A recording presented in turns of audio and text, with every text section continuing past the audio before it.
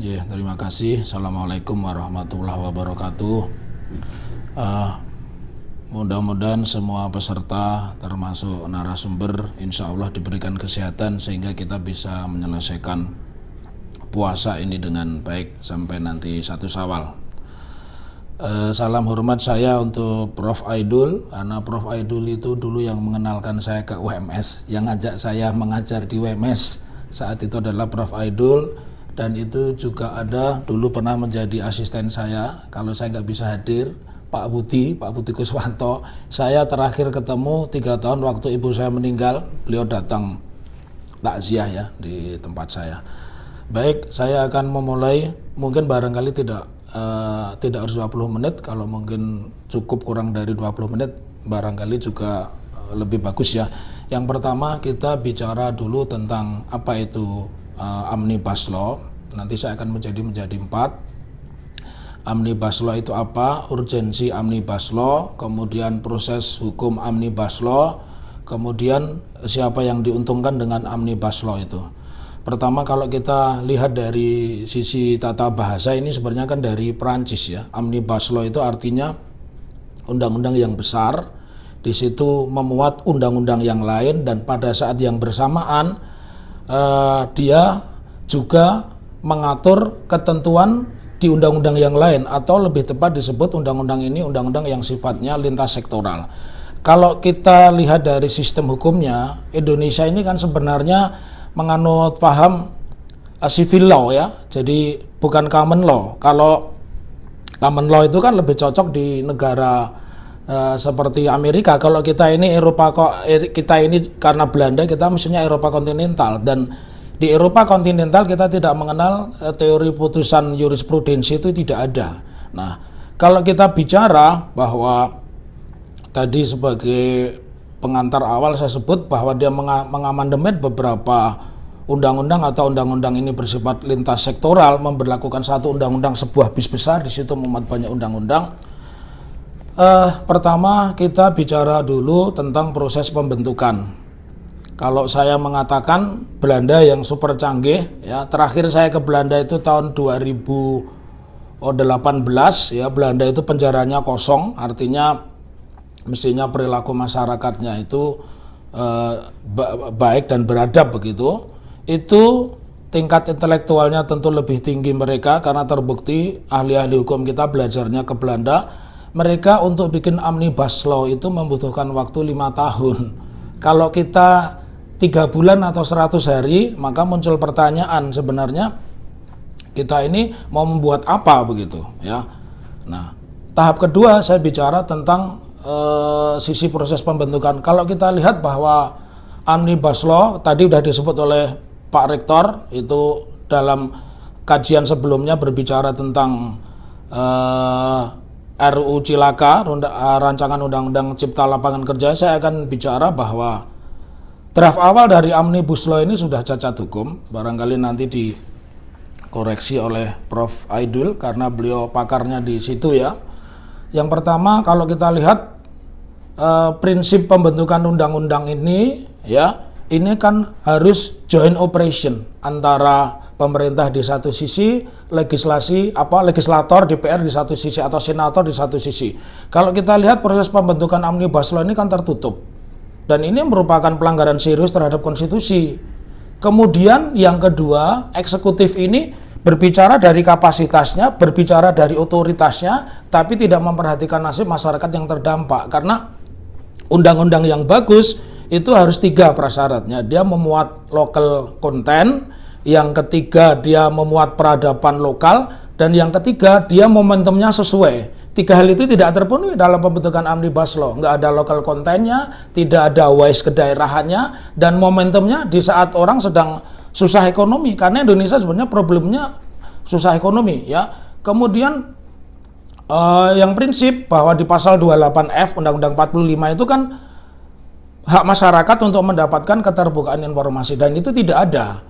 Terus di pasal 170 RUU Cipta Lapangan Kerja itu menyebutkan peraturan pemerintah ini bisa mengubah isi undang-undang. Tentu ini tidak dikenal dalam konsep hukum civil law, itu tidak dikenal. Oleh karena itu menurut saya Omnibus Law ini berpotensi atau potensial melanggar demokrasi, prinsip-prinsip demokrasi, ya.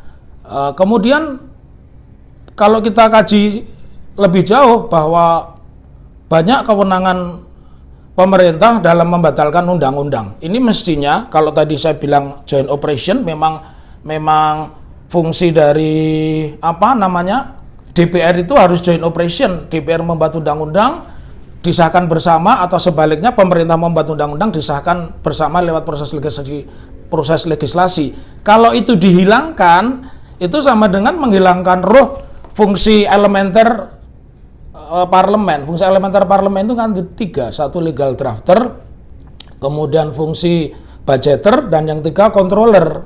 Jadi kalau tiga itu dia sudah merendahkan dirinya, berarti kita tidak perlu lagi punya DPR. Dan celakanya kalau menurut pemahaman saya, dalam proses ini seolah-olah DPR RI, legislator atau senator itu menjadi subordinat, menjadi bagian di bawahnya dari pemerintah. Ini kembali kepada konsep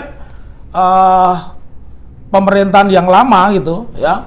Ketika DPR itu masih ada fraksi utusan daerah dan fraksi ini karya begitu, ya. Kemudian kita lihat bahwa ke depan undang-undang ini yang mampu membatalkan peraturan pemerintah ini mampu membatalkan undang-undang ini juga tidak sesuai dengan konstitusi. Perspektifnya ke depannya apa?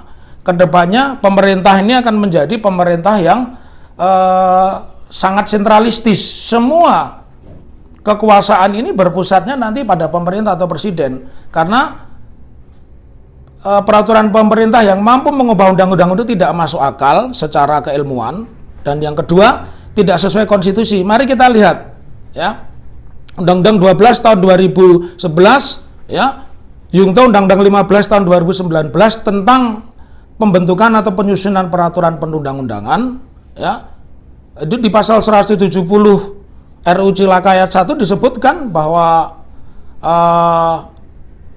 pembatasan kekuasaan itu tuh melanggar sistem konstitusional Republik Indonesia. Sistem hukum kita itu sudah dibuat dalam sistem yang sebagus-bagusnya, di mana kita tadi saya bilang harus ada joint power, ya. Artinya harus ada kerjasama antara DPR dan Presiden. Lalu ada wilayah lain bahwa kewenangan DPD itu misalkan yang berkaitan dengan khususnya otonomi daerah. Ya, itu tadi proses. Kemudian kita bicara sekarang kaitannya dengan buruh. Nanti saya sebutkan, waktunya masih cukup ya Pak Bambang ya? Berapa menit?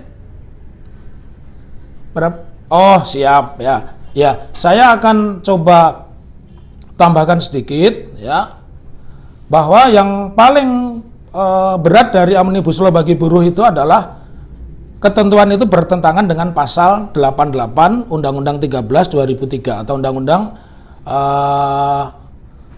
tenaga kerja, karena di situ jelas disebutkan ya, implikasinya itu Omnibus Law itu nanti satu, semakin sempitnya marketplace, ketergantungan konsumen terhadap brand hyperbase atau brand-brand terkenal itu sangat besar, dan ini memaksa pelaku UKM kalau mau bertahan dia harus melakukan plagiasi.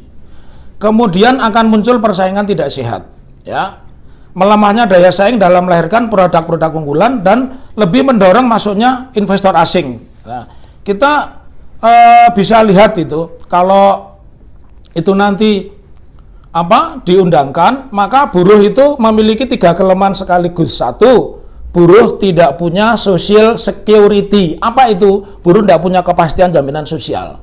Yang kedua, buruh tidak punya salary security. Buruh tidak punya kepastian pendapatan, buruh tidak punya job security, kepastian pekerjaan. Dan itu sebenarnya sudah perulunya sudah ada beberapa, mungkin kalau semua yang ikut di dalam seminar atau diskusi ini, beberapa perusahaan di daerah termasuk di lingkungan OMS itu ada Typhoon Tech, buruhnya sudah berdemo karena dia tidak punya jaminan kepastian apakah saya sudah bekerja ini besok bisa bekerja lagi, ya.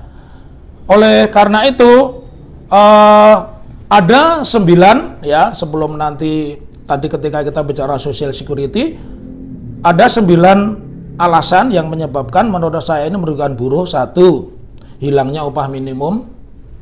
Kedua, nggak ada lagi pesangon.